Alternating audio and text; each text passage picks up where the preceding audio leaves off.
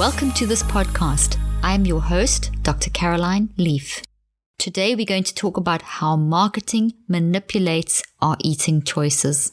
We are bombarded on a daily basis through all forms of media with these marketing messages of eating foods. Constantly bombarded. Everywhere you go, you see them on billboards, it's on your social media, and most of them, 70% of these marketing adverts for food are for processed, unhealthy foods. 70%. In some cases, it goes as high as up to 80%. And children are a huge target of this marketing thing. And when you see something often enough and you see it repeatedly over and over, it actually becomes a long-term memory in your head. So when you think about food, this food comes popping back into your conscious mind and influences your food choices, especially when you don't understand how the food is made or the impact that it has on your brain and your body. And then we get caught in this convenience thing where it's quick and fast and we just grab what we recognize. We especially see this in children. It's an actual marketing ploy that is used called pester power. 1.8 billion is spent annually on marketing to children to actually increase pester power, to build a brand recognition that the children will go to the shops with their parents and they see and recognize some of the food products and from their favorite TV show or the social media, and they've seen it so often that it's recognizable, and they pester their parents to buy those food products for them. This is really, really bad, because these food products, these modern American processed foods that are high in fat and sugar and salt, bad fat, sugar and salt, that are precisely designed with the amounts of bad fat, sugar and salt to make it to kind of corrupt your taste buds, confuse your brain and confuse your hormone system. It's literally damaging how your body functions to the point where you eat too much, where you don't recognize when you're full, when you've had enough, overrides your balancing system between hunger and between needing food. And this is really, it's designed. I mean, there are laboratories that are dedicated to calculating something that they call the Bliss points. Now, what is a Bliss point? Okay, so there is a Bliss point. I'm going to explain this to you now. It's terrible. One of the leading centers for food research in the United States is called the Monell Chemical Senses Center, and they perform experiments on young children as young as 4 years old, and then they feed them various sugary food substances that are actually made from processed GMO corn and wheat and soy, and they make them into a paste and they add various chemicals to them. And then what they do is they give these to these children and they calculate what they call the Bliss point. This is the level at which the desire for sugar is at its climax. So it's when the children say, oh, give me more, more, more. You've experienced that when you've maybe eaten something that's not good and you've eaten, just can't stop. I mean, you're full, but you just carry on eating. And actually, are you really full? Because you just keep eating. There's this almost like this craving, this addiction that develops. And that's been calculated. It's been worked out. It's been scientifically designed to overcome your brain's ability to control what and how you eat. It actually destroys the parts of your brain that are literally satisfied with healthy food. So you get confused with your eating. We confuse our body, and that's really not a good thing. So children are targeted very young with all these food products and things and all this marketing, and they like to establish brand loyalty. So when you get these kids young, they're going to keep buying these brands as they get older. In fact, the Rudd Center for Food Policy and Obesity says that we currently have a crisis in the marketplace when we look at the situation of children being marketed to get them to buy this food, and also for adults, the way we manipulated by this marketing. So we literally have to be much more aware of how we are thinking and seeing food products. We need to think about what we are buying. We need to be so involved in, why am I choosing this food?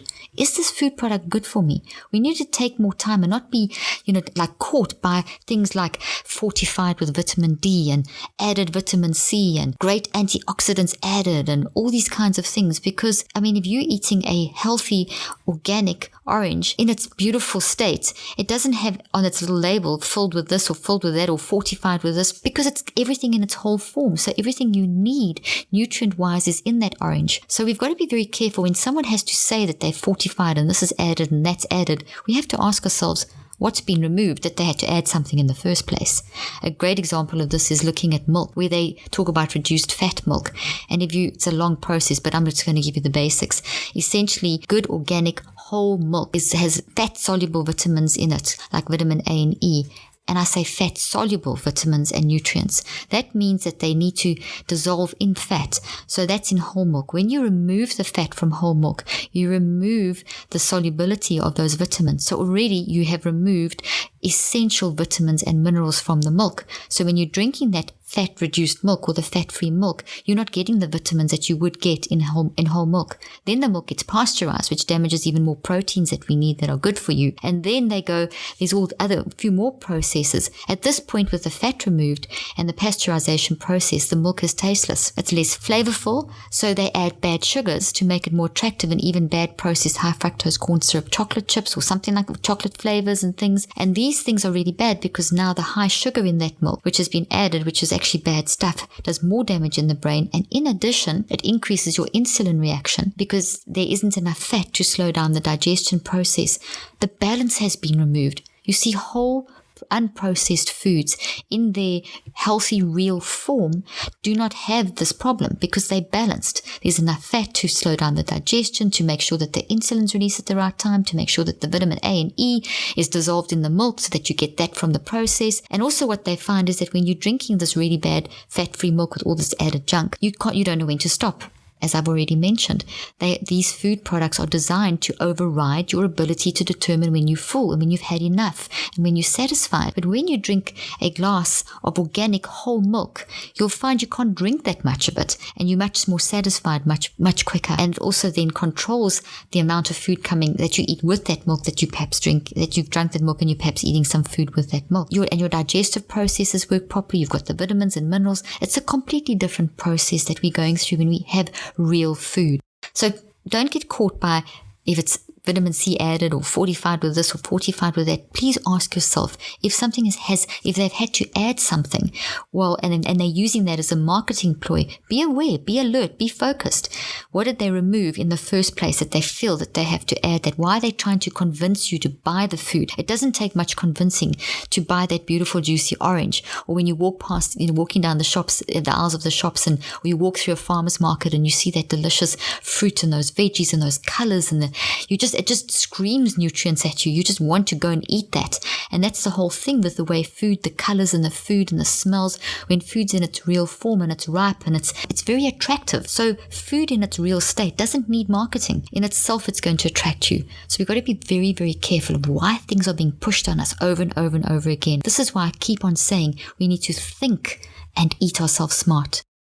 In a recent visit to a Texas children's hospital, I was absolutely horrified at the amount of vending machines selling junk food, processed foods and sodas. I was horrified that there was a fast food restaurant selling terrible food-like products that just damage the brain, all these things that I've been telling you. In this hospital, I was even getting constantly more horrified as the visit progressed, and I saw children's meals being delivered to them, sick children their meals were these sugary, processed, high food, bad food. There wasn't even food. These kids are sick and they've been given things that would make them even sicker. And then the thing that literally got me sitting down in shock was seeing the doctors and the nurses go over to the vending machines and eat all that junk. And I was thinking to myself, I know what that's doing in their brain. How can they do their job when they're eating this kind of food?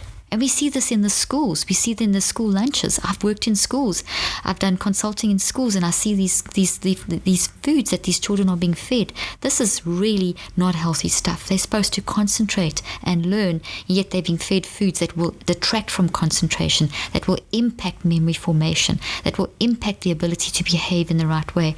And then they get all agitated and worked up from this food, and then they get labeled ADD. We have to be very careful of this. And when it's all done for the bottom dollar, when marketing is designed to damage your brain, to get you to eat foods that damage your brain for the bottom dollar, it's a tragic state of affairs when dollars can override health, particularly in institutions dedicated to health.